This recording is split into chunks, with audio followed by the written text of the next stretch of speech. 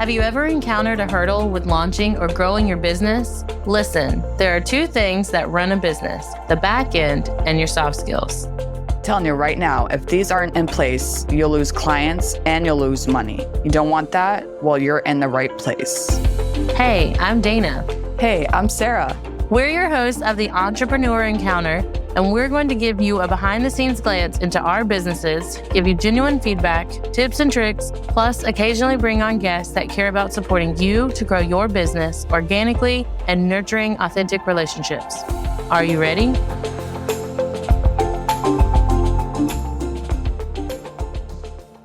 Welcome back, entrepreneurs. We are so excited to change gears a little bit and return back to what we talk about all the time is communication. But this episode, we're going to kind of take it a little bit deeper and having an open door policy and why that matters and why it's important. Whether you're an employee, a contractor, have you really ever thought about why people leave companies? What's the biggest number one reason why people leave companies or are constantly changing organizations? No matter what industry you're in. My husband is going through something similar. I will go into full details, but when Sarah shared this very scary statistic, it really resonated in more ways than one. I know when I was in college and working at various hotels, that was the main reason that I left was I didn't feel like there was an open door communication policy. So for those that are not aware of what that is, an open door policy is a communication style between those you manage and those you work with, allowing team members to speak about the workplace, personal issues, professional encounters. It all boils down, again, to communication, and that people should have a safe space to share not just their wins and their successes, but things that are bothering them. Because I can't tell you enough that something that happens in my personal life 100% affects my professional life.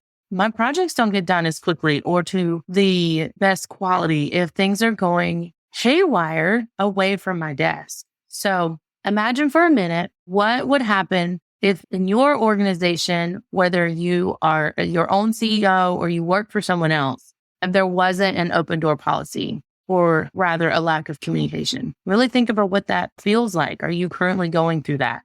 So Sarah, do we have an open door policy? I believe we do. We are a team. We are collaborating together. We are helping each other out. And I feel we come from different backgrounds. We do different things in our business, but we are working together on this podcast. We help each other with ideas. We talk about the workplace. We talk about our personal issues. And if we are having an issue, what can we do to resolve that issue? So we definitely have an open door policy because I think we have communication. And I really think that's important because if you don't have that, then really what's the point? I mean, that's with any relationship you have. I want to share with this scary statistic. The number is pretty high. 86% of team members say the lack of collaboration and communication is where the failure happens. And the main reason why failures happen in the workplace because of the lack of communication, the lack of open door policy. It doesn't matter if you're a contractor, it doesn't matter if you're an employee, the open door policy should happen. If you have a contractor that's a virtual assistant or whoever that's working with you 5 hours a month, you still need to have that line of communication to where they're able to come to you and be like, hey, this is what's going on, whatever the case may be. One thing that I put in with my VAs, because I'm slowly growing my team, is everyone that I hire, honestly, doesn't have a virtual assistant background. So a lot of the platforms they've never even seen or heard of before. I try to make it as crystal clear as possible that when they start working to, one, use the resources that I have. In this case, there literally is not a dumb question because they have no idea what these platforms are, how to utilize them, or any other thing that's related to it other than maybe a Google Calendar. But they've never used HoneyBook before. Most of them have never heard of it. None of them have heard of ClickUp. So even though to me they're simple platforms, I've had 2 years ahead of them to use them. I've also used similar platforms when I worked in my 9 to 5. So they know that if things are going wrong, they can't get to something, they can talk to me. That's the whole team building that I'm working towards, is if one person has like a sick kid pop up, or in the case of this week, we had a really bad rain thunderstorm and a tree fell and there was an active power line down in her house. Like she couldn't get into her house while she was waiting on the fire department, whoever else came out. Obviously, she's not working. So we're going to step in and make sure that her tasks get done so that she doesn't have the stress of all of that on top of everything else. It's just, I don't ever want my team to feel like they can't tell me, or that I'm going to be frustrated with them. Is it frustrating if things don't get done? Yes. But if I know about it ahead of time, I can easily pivot to ensure deadlines are met, as opposed to now I have to go to my client and say, I'm sorry, here's 10 reasons why this didn't happen, and the ball was dropped. But if I know about, if they communicate early, we can make sure things move smoothly. When I started a couple years ago freelancing, one of my first clients that I had, there was a task that she gave to me that I wasn't sure of. Like, obviously, this is my first time being on the online space. So all of these like words and terminologies I didn't understand. I come from like a case manager background, was in the office from 9 to 5 and stuff like that. So like the online space was so new to me. And I remember when she gave me like projects to work on, I would ask her questions. I was like, hey, is this how you want it done? Because she didn't really give me any direction. And then at the end of the day, she just ended up doing it because apparently I was asking too many questions. But see, when you have somebody on your team that is new, yes, they may have some type of background that works with what you're doing. But if somebody new is coming on and doesn't know exactly what it is, of course they're going to ask questions. And that's, to me, like you said, Dana, I would rather you ask me 1,000 questions to make sure that you are doing the task right. I think it takes a lot of the stress away. Yeah, for sure. If there was something that we were working on together and you're like, hey, like, I don't understand this, then I would show you how to do it. I'm not going to be like, oh no, I'm just going to do it myself. Forget about it. No, like, I feel as when we have a team, like, we're the leader. We got to lead by example. So it's a teaching opportunity for leaders. So basically, like, the benefits are higher engagement, because if you are not leading by example and you're not communicating with your team and not having that open door policy, that engagement is going to go down. Your team, whoever you're working with, ultimately is not going to want to come to you for anything, because now they're afraid that you're just probably going to end up shutting them down. So it's definitely beneficial to have that open door policy. I think overall, from what I've noticed and witnessed, not just with my organization, but with others that I watch and essentially admire how they run their teams, it boosts morale. It's very evident that there's a positive environment and it's appealing to want to work with them. So their teams, when a new role is opening up or there's expansion and they need just any kind of like lower level support, it's appealing. It's going to encourage your current team to find others. They're not going to leave for the long term. That did happen in mine. So one of my virtual assistants, I was talking to her about taking on another client or getting someone to kind of take over some client work for me so I can get back to my role as CEO. And she, within the day, had someone that was interested in wanting to fill that gap. But if I didn't have this open communication, I didn't have this positive environment of reinforcing the relationship and teaching model, that would not have happened. We wouldn't be nearly as efficient as we are. And the relationships, the collaboration wouldn't be as effective. So I'm curious, Dana, do you think that because you're a contractor, you should not have an open door policy? Because the conversations that I'm having, the conversations that I see back and forth is, you got employee versus contractor. You know what I mean? Like, obviously, like if you're in the corporate world and you have a team of 5-10 people, of course, you should have an open door policy. But now if we talk about like contractors, do you think that we should still give that open door policy to the people that we work with? I would say yes, just because whether they're on your full-time payroll or it's contracted, there's still feedback and collaboration that has to happen to get stuff done. So I think it is beneficial to have, at least if the owner of the company is not available, or has the space for that, then there needs to be like a director of operations, even if that's contracted, that is available for that communication to happen, because work still has to get done. Feedback is still needed. Resources are still needing to be created and streamlined so that everything runs smoothly. No matter how they are on your payroll, it's still there. So yeah, I agree with you. So I ended up creating like this program for one of the clients that I have to cultivate like team success, because obviously like the owner, she's out in the field all the time, but she has a team of like 13 and she wants the open line of communication, that open door policy and whatnot. So I've come in and creating that line of communication so that like the feedback and trying to figure out like what's needed within the team, what could be taken away. And it seems as that even though they're contractors, the majority of them are now engaging more and like having that line of communication. So like you were saying, if you're a CEO and you're out in the field all the time, there may be times that you're not going to be able to be available for your team. So yeah, you should have somebody that's like the middleman, so to speak. Definitely. Dream of the day when I have my own director of operations, middleman, just because I feel like that's my level of success is I'll be able to completely delegate all of the things and everything still runs smoothly.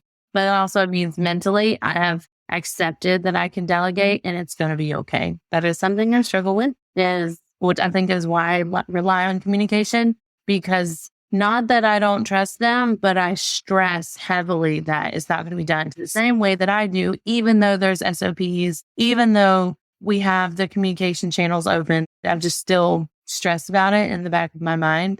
Oh yeah, it's funny that you say that. A couple of weeks ago, one of my clients, she had ended up going out of state, like to a convention for 4 days. And in the back of her mind, like she even told me, we had a meeting last week and she's like, I was stressing, I was having anxiety. I was like, I don't know if things were getting taken care of and this and that. It's not that she didn't think I could do it. She just didn't know if she was going to be bombarded with questions. And like, there was like this high stress level for her. And she came back and guess what? She had no emails from me or from the team or anything, because I was able to make sure that everything got done smoothly. And I told her, I was like, exactly. Now you can go, next time you go on vacation, you don't have to have that high stress level. So one day.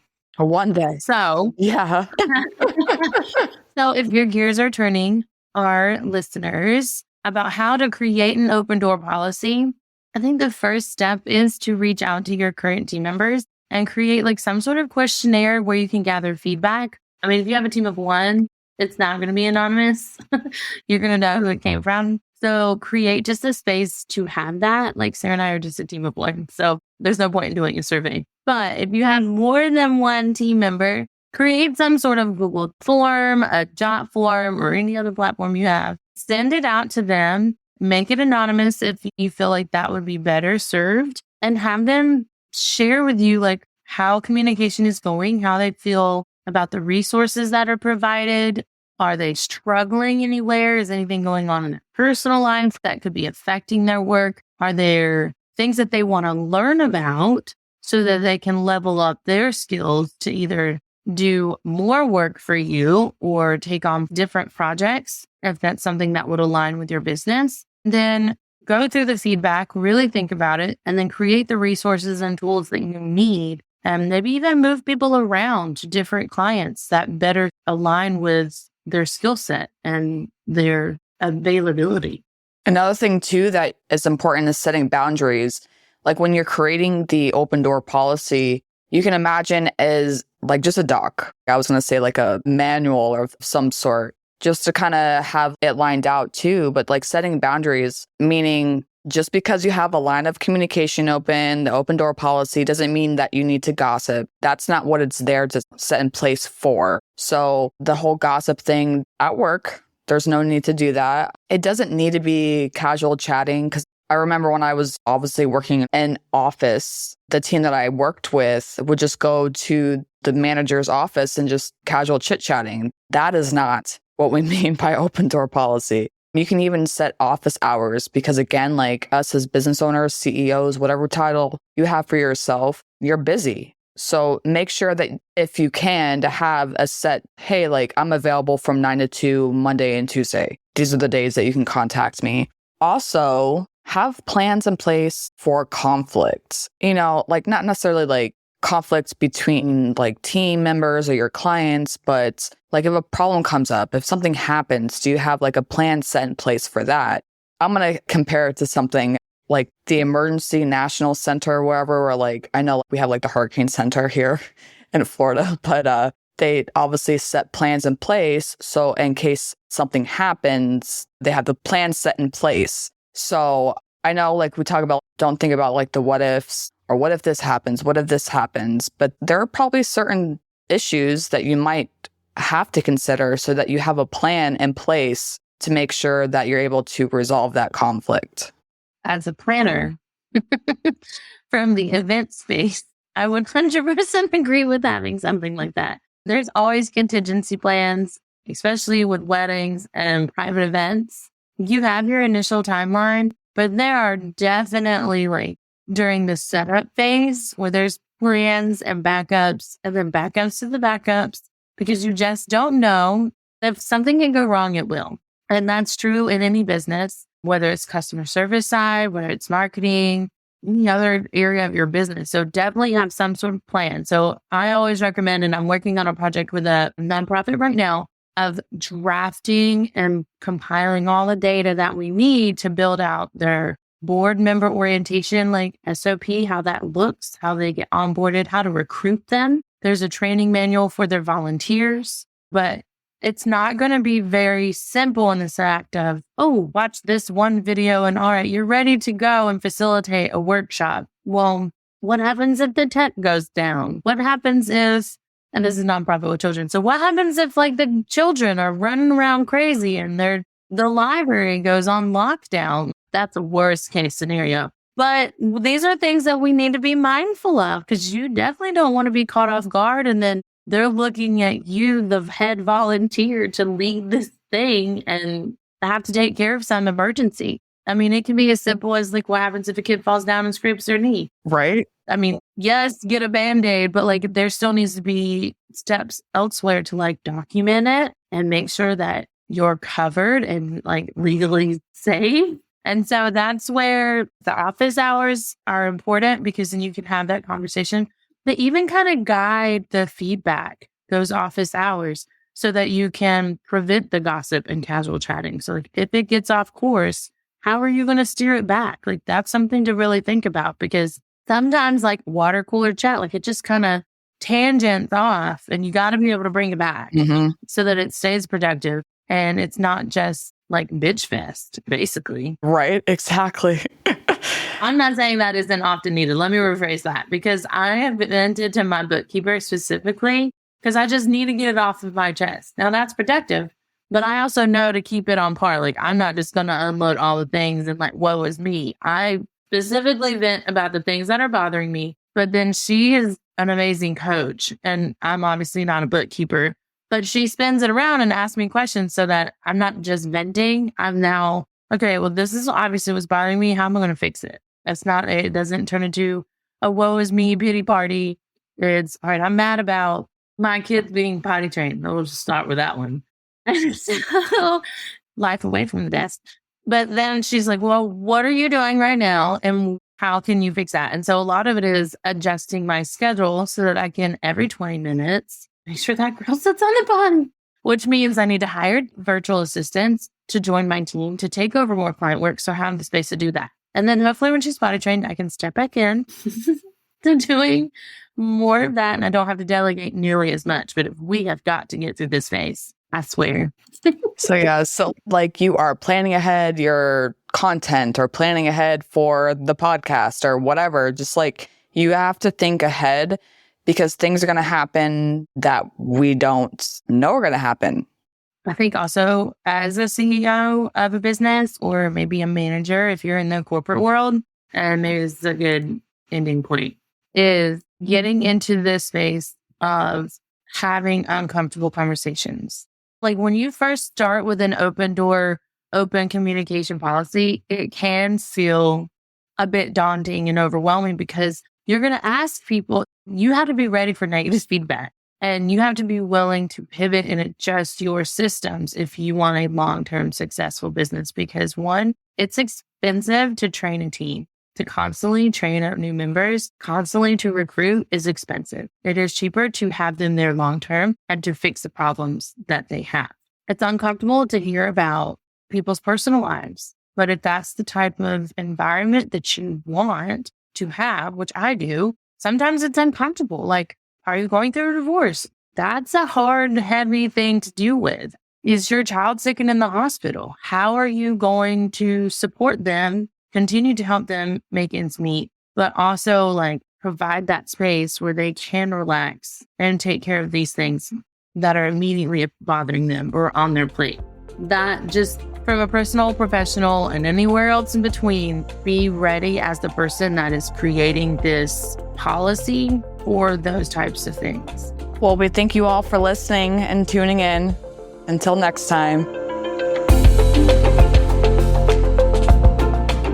Thanks for tuning in to another episode. Remember, soft skills aren't just some fluffy buzzwords that get thrown around in the corporate world. They're the key to unlocking your full potential as a professional and a human being. Don't be afraid to invest in yourself and seek out opportunities to improve your soft skills. Sarah and I have a variety of workshops, online courses, and complimentary clarity calls for you to practice in real time with us. Links are always in the show notes. And be sure to join us next time for more insights, tips, and tricks to help you succeed in your entrepreneur encounter.